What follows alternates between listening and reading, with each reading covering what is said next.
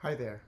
For this talk, I'd like to focus on how Ignatian pedagogy continues to be relevant today and how it can actually help us become more effective educators.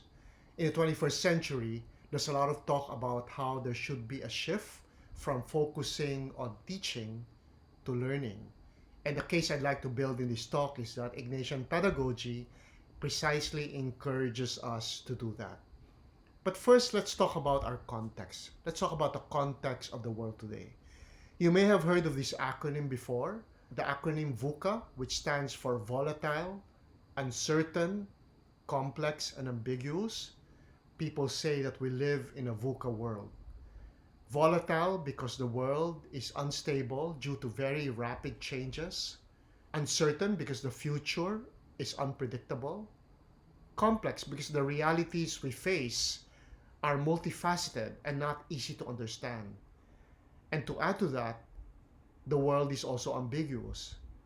The situations we find ourselves in can be very confusing.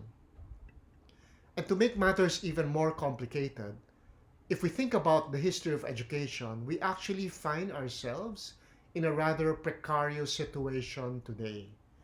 Now, the history of education can be analyzed by asking ourselves two questions.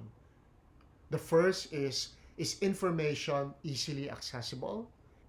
And second, what kind of quality control is being exercised over the information that's being disseminated in education? So we can use this diagram to classify the different stages of education. The earliest stage of the history of education would be oral tradition, when the elder in the village would sit around and share his knowledge. Here clearly access is low because only the listeners in the village could benefit from his knowledge. Quality control is likewise low because apart from himself or maybe other people his age, there isn't anyone who can check what he is saying. Now, oral tradition was followed by the invention of the printing press, which ushered in a new stage when books began to be published large scale and libraries were open. At this stage of the history of education, access increased, but still not very high, because only those who could afford to buy a book or go to the libraries, or only those who were literate, could avail of the information contained in books. But one thing we can say about this stage of education is that quality control increased. Before a book is published, it has to go through a strict process of proofreading, editing, before it sees print. So for this reason, quality control is much higher. Now, what about today? What about the so-called internet stage of the history of education? Think about it a little bit. Is the access low or high? What about the quality control? Is it minimal or is it ideal? I'm going to try to guess your answers. So you probably said that access to information is high as long as you have a Wi-Fi connection, as long as you're among the digital haves. That would be true. It would be so easy now to access all sorts of information. But that's really the problem. Quality control is virtually non-existent. Any Tom, Dick, or Harry, or Jill can post anything on the internet, make any claim in any comment that he or she posts, and no one is going to evaluate that unless the reader himself or herself does so. So when you think about it, the situation we're in right now, this combination of high access to information coupled with minimal, if any, quality control, is rather dangerous because high access to information might give you the impression and the confidence that you know the truth, when in fact the information that you receive may not have been evaluated or processed at all. Howard Gardner has this to say: never in history have there been so many accounts and claims to truth. We've heard it said so often that we live in a post-truth era. When you think about it, that's a virtual nightmare for any educator. Because after all, our job is precisely to look for and preserve the truth. So education today is more difficult than ever, but it's also more crucial than ever. And the way we do education makes all the difference. Here's a quote from the philosopher Plutarch about how we think about the learner's mind. According to Plutarch, a learner's mind is not a vessel to be filled, but a fire to be kindled. What a powerful quotation. When you think about it, isn't this what teacher centeredness and learner centeredness are all about? A teacher centered approach would think of the learner's mind as a vessel that only needs to be filled. But in a learner centered approach, we want to kindle the fire in the learner's mind. So the learner's curiosity will be piqued and he or she will independently pursue knowledge. In the previous lecture, we talked about the 5 elements of Ignatian pedagogy: context, experience, reflection, action, and evaluation. But here's another way of summarizing what Ignatian pedagogy is all about. We can call it the 3 cons of the IPP. Just think of these 3 words that begin with con: context, connection, and consequence. Context, of course, is a very important element of Ignatian pedagogy. But when students reflect on their experience, that's when they're expected to make the connections. And when they apply what they've learned in the real world, in their own life, when we see the consequences of the learning, that will be action.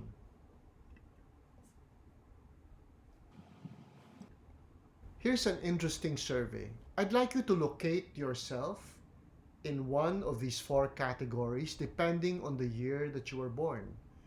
Were you born before 1964, like myself? Were you born between 1965 and 1976? Were you born between 1977 and 1997? So what's interesting about this survey is that our generations are named after the technology that we basically grew up with. So for example, I was born before 1964, so I would belong to a generation that is called the TV generation. Those of you who were born between 1965 and 1976, yours would be the VCR generation, the video cassette recording generation. Those born between 1977 and 1997, your generation would be the net generation or the internet generation. And finally, those born after 1997, which includes our students, they would belong to the mobile generation. Now, what's the point of this survey? The point of this survey is that if you belong to the TV and VCR generations, like myself, we would have been accustomed to one-way broadcast media. This means that all we gotta do is sit on the couch and watch TV, or we could insert the video cassette tape into the player and just sit there and watch. What happens is that by being exposed to a one-way broadcast media, we end up as passive viewers of media. All we need to do is to think of the image of the couch potato. However, the 2 younger generations, the so-called internet generation and the mobile generation, they grew up more accustomed to what is called a two-way interactive media. So those belonging to the internet generation, they had to click, they had to post, they had to comment, no? And they could also create their own media. So unlike the previous generations, they are more active viewers of media. The only caveat I want to add here is that even if you belong to the TV generation and the VCR generation, it's quite possible that you have become accustomed to acting as active viewers of media if you are a heavy user of technology like myself. Now, what's interesting here is that in the book Grown Up Digital by Don Tapscott, he makes the case that the way we behave as audience is similar to the way we behave as learners. So if we're accustomed to acting as passive viewers of media or active viewers of media, that would also be our tendency when it comes to learning, when it comes to education. So for example, those of us who belong to the TV generation and the VCR generation, we would be more accustomed to the one-way broadcast teacher-centered learning.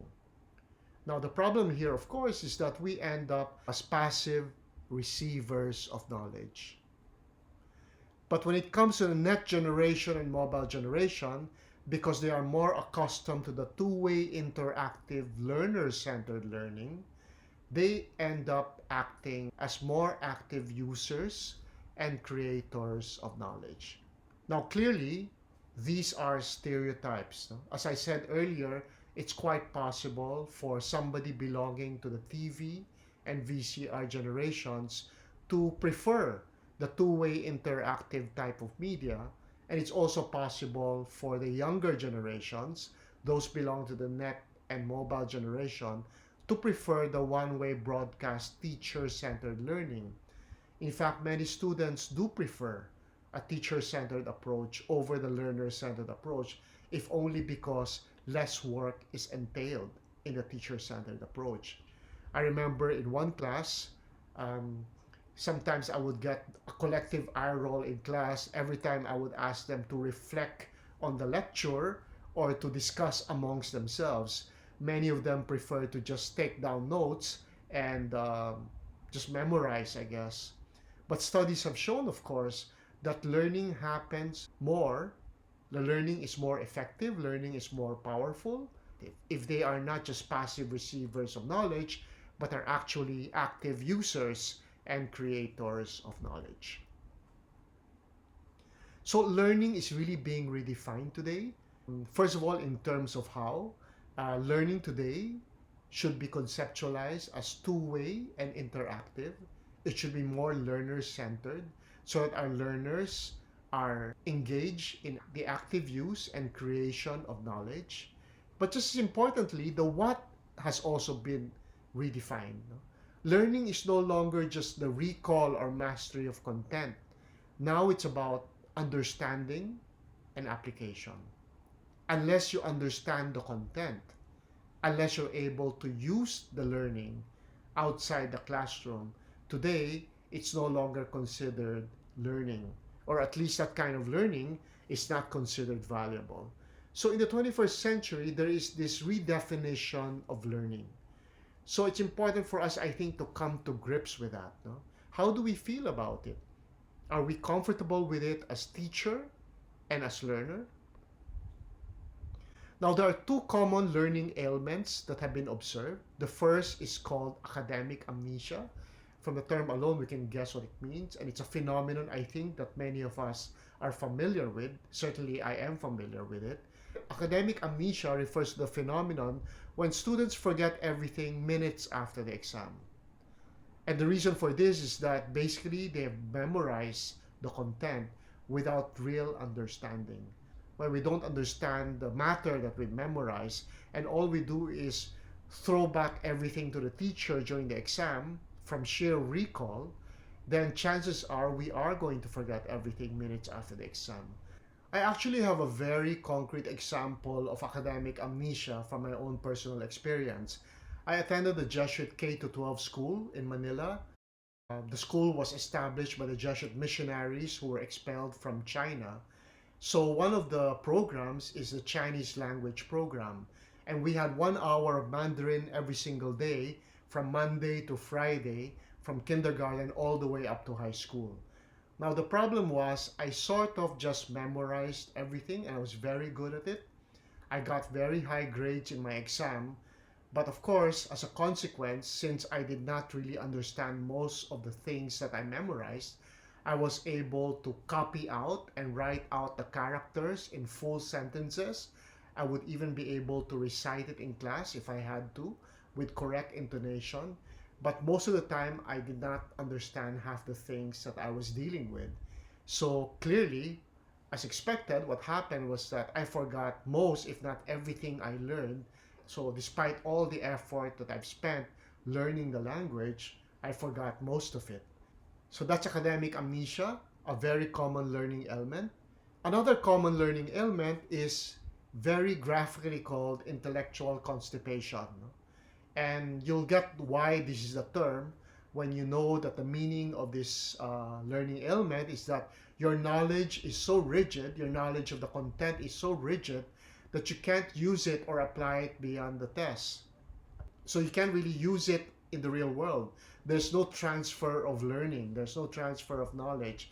Again, my own example for this would be my Chinese language. No? I went to Taipei to work there for 2 years as a regent, as a Jesuit regent, and to my horror, I could not speak the language. I could recall the characters. I knew how to read Chinese, but I wasn't able to speak properly or adequately. An unfortunate example of intellectual constipation because I could not apply what I had learned for 13 years in kindergarten all the way to high school. No? Fortunately, somehow I was able to eventually manage to get around Taipei without getting lost. So these are the two most common learning ailments today, academic amnesia and intellectual constipation. And immediately we see that they're the exact opposite of what learning in the 21st century is all about. 21st century learning is about understanding of content. Academic amnesia results because there is no understanding. Also, 21st century learning entails application of learning, and intellectual constipation is the incapacity to apply and use what you've learned in the real world. Now, happily, these are the two goals of Ignatian pedagogy. Reflection is the process through which you acquire understanding. When we engage in reflection, when we make connections, when we construct the meaning, that's when understanding emerges. And action in the IPP is all about precisely to apply what you've learned, not just in the classroom, not just for the exam, but in the long run, to be able to use what you've learned in your class and formation programs and actually apply it outside and, in fact, even make a difference. If the two most common learning ailments that afflict learners today are academic amnesia and intellectual constipation, if the two biggest challenges today in education are a lack of understanding and the inability to apply what people have learned, then I would say that Ignatian pedagogy is exactly what we need. When you think about it, reflection aims for understanding. When a student engages in reflection, when he makes connections, when he constructs his meaning, that's when understanding emerges. At the same time, if a student is given the opportunity to engage in action in Ignatian pedagogy, he is really being challenged to apply what he has learned, not only in the here and now, but in the long run. So, in a way, Ignatian pedagogy does fit the new definition of learning in the 21st century. If 21st century learning is all about understanding of content and the application of learning, then reflection and action, the two defining ingredients of Ignatian pedagogy, will help us achieve this type of learning.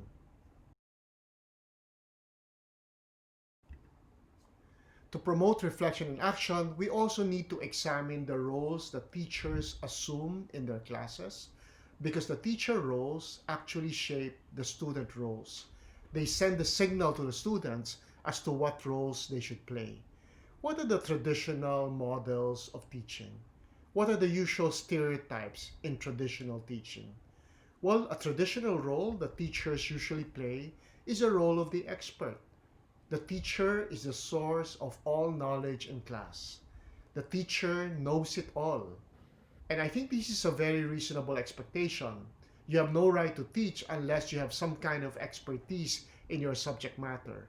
But this is a very traditional role for teachers.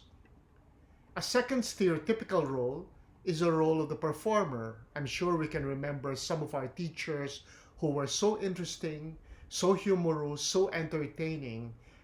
I mean, some teachers are born performers. A third role that we will also recognize is the role of the inspector. Now, when we talk about terror teachers, the role that they're assuming is this particular role, the role of the inspector, where they feel that their mandate is precisely to inspect the students' work and to be very strict about it. Talk about quality control. Here you have maximum quality control and everything is assessed, everything is evaluated. Now, These three traditional roles do their work. We got educated because our teachers were experts, performers, and inspectors. But as I said earlier, teacher roles affect the roles that students take. For example, if a teacher plays the role of an expert and always insists on playing that role, what happens is that the learner just ends up acting like a sponge. The learner feels that all they are expected to do is to absorb everything that the expert is spewing out in the classroom. Not a very active role when you think about it. What about a performer? If the teacher is a great performer, again, students are encouraged to be no more than spectators. We laugh, we applaud, we appreciate the teacher. The teacher feels good about himself or herself. The learners are also happy, but the learning that happens is quite minimal.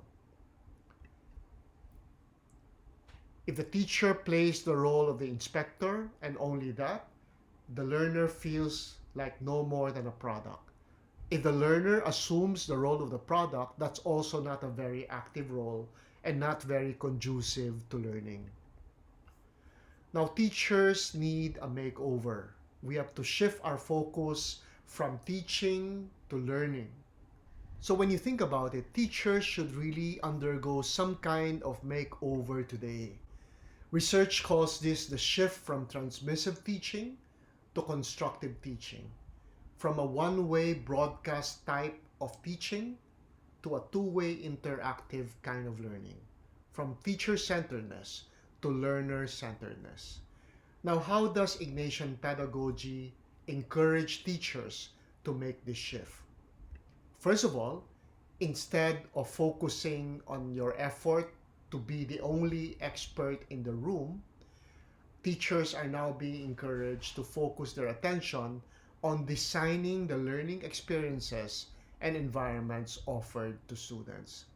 Obviously, expertise continues to be valuable. If the teacher is not knowledgeable about the subject matter, if the teacher is not proficient in the discipline that he or she is teaching, obviously we'll get a problem there.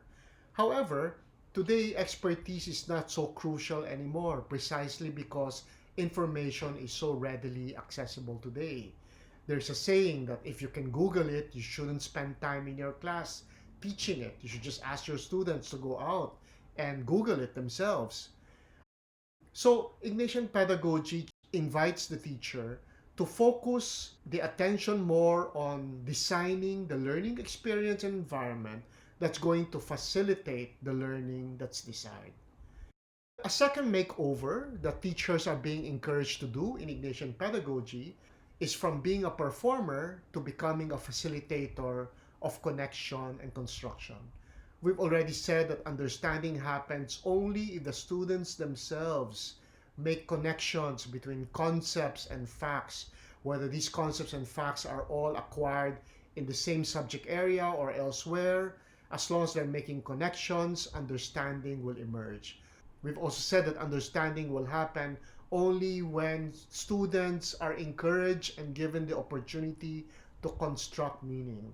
And of course, this process needs to be scaffolded. This process needs to be guided. This process needs to be facilitated. And it's the teacher who can do that. Finally, a third makeover that the teacher can undergo to promote 21st century learning is instead of remaining an inspector who is obsessed with the quality of the product, a teacher may begin considering to shift into the role of a coach. What does a coach do? A coach gives feedback to his athletes. A coach encourages and cheers the athletes on.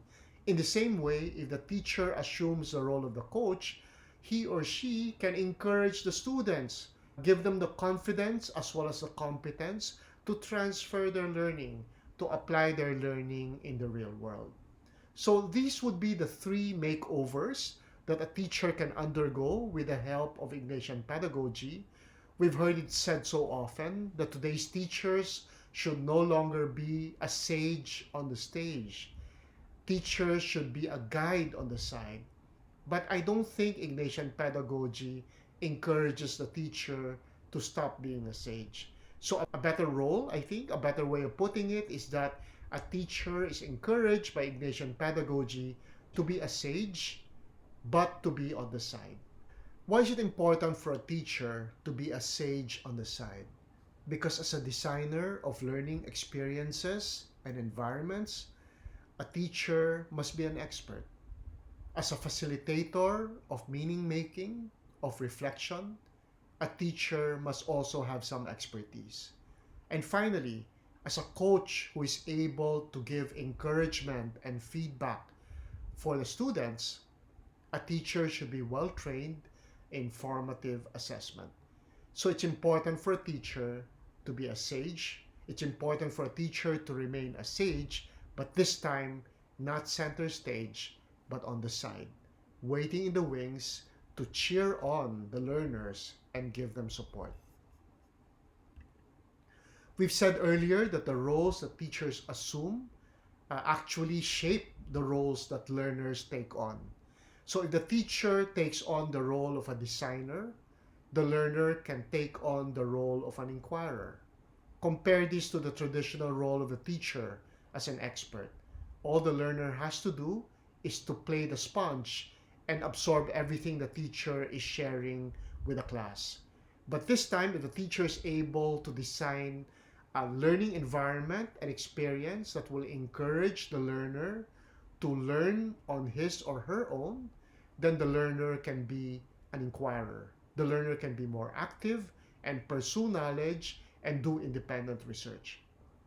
Secondly, if the teacher is able to assume the role of a facilitator of reflection, then the learner will become a meaning maker. Again, compare this to the spectator role of the learner when the teacher is playing the role of the performer. As a meaning maker, the learner is more active. The learner is actively making connections and constructing meaning. And finally, if the teacher plays the role of the coach, the teacher is just on the sideline. The teacher is not doing the work for the learner. No? But neither is the teacher just playing the role of the inspector, just checking on the product or the performance of the learner. The teacher is very much involved. The teacher's on the side, but very much involved. The teacher is encouraging the learner to come up with ever better product or performance. So the learner takes on the role of a creator. Now, very clearly, these three roles correspond to the experience, reflection, and action of Ignatian pedagogy.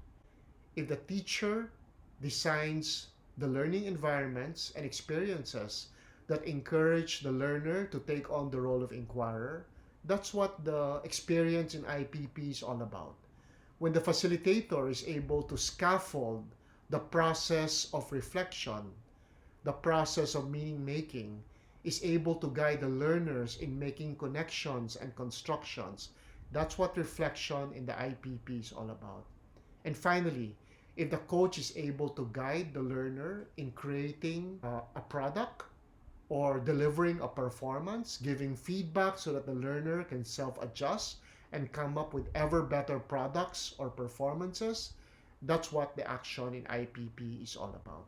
So when you think about it, when we have the 21st century learning defined as the understanding of content and the application of learning, when the teacher assumes the role of designer, facilitator, and coach, and encourages the students to take on the role of inquirer, meaning maker, and creator, this is exactly what Ignatian pedagogy is all about. I hope by looking at Ignatian pedagogy this way and connecting it to 21st century learning, to the challenges that we're facing as educators in this VUCA world, in this volatile, uncertain, complex, and ambiguous world, I hope by appreciating the principles of Ignatian pedagogy, using the lens of what we need to do as teachers in terms of reinventing ourselves, I hope we can appreciate better the relevance of Ignatian pedagogy in the 21st century. So in summary, 21st century learning, on the one hand, is about understanding and application of learning. But on the other hand, the two most common learning ailments today are precisely the absence of understanding and the incapacity to apply what's been learned beyond the classroom. Here's where Ignatian pedagogy comes in. Ignatian pedagogy promotes experience, reflection, and action.